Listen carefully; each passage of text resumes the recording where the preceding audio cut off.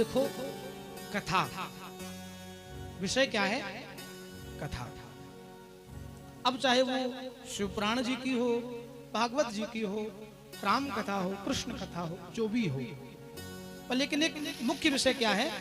कथा हमारे जीवन में बड़ा परिवर्तन लाती है। जब भी व्यक्ति व्याकुल हो, शोकाकुल हो, भयभीत हो, क्रोधित हो, या फिर जैसा भी महाराज अपनी परिस्थिति से भिन्न हो जाए, तब व्यक्ति को कथा का आश्रय जरूर लेना चाहिए। क्यों?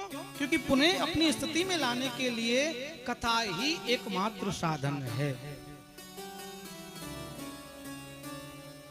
मानो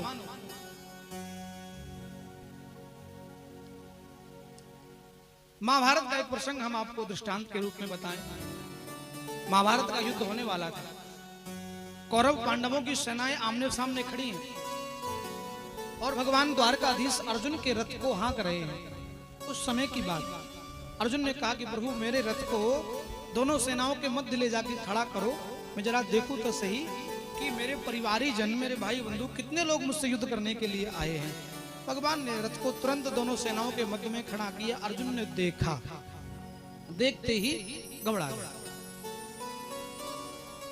अपने पूज्य पितामह भीष्म को देखा, सोचने लगा यार, जिसकी मैं उंगली पकड़ करके चलना सीखा पिताजी थे नहीं, मुझे तो मेरे पितामह ने चलना सिखाया।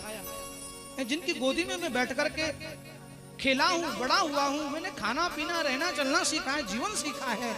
महाराज क्या मैं आज बड़ा हो गया तो उनके ऊपर बाण चलाऊंगा? अरे नहीं अर्जुन, ये अच्छा नहीं होगा। भीष्म पितामह को देख करके व्याकुल हो गई महाराज। दूसरी दृष्टि अपने कुल पुरोहित पर गई। महाराज अपने कुल गुरु कृपाचार्य को देखा, फिर भी महाराज और व्याकुल हो गए। तीसरी दृष्टि अपने गुरु द्रोणाचार्य पर गई। और महाराज जिन्होंने मेरे नन्हे नन्हे हाथ में छोटी सी धनुष बना करके चलना सिखाते थे, तो क्या आज मैं धनुर्वान हो गया तो क्या उन्हीं के ऊपर बाण चलाऊंगा? नहीं नहीं, ऐसा नहीं हो सकता। अंत तो गत्वा महाराज अर्जुन ने शोकाकुल होकर के, व्याकुल होकर के धनुष को फेंका और रथ के पीछे जाके बैठ गए।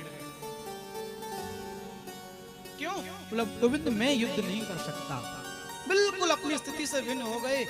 तब भगवान ने क्या सुनाया? बोलो। कथा सुनाई, गीता की कथा सुनाई।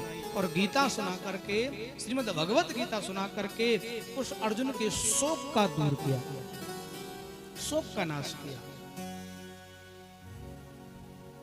इसलिए कथा हमें अपनी परिस्थिति में पुनः लाने के लिए महाराज सबसे सरल उपाय है।